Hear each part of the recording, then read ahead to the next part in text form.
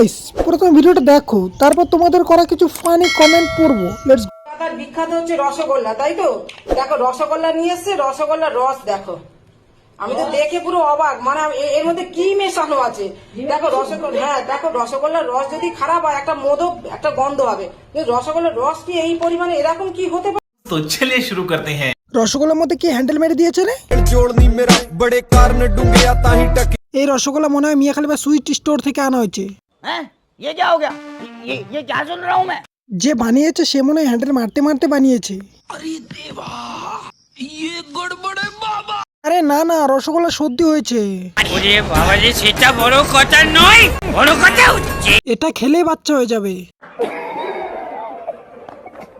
Rasgulla hormone গোল্লা।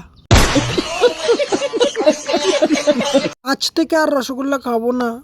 बाल बाल बच गया रे देवा।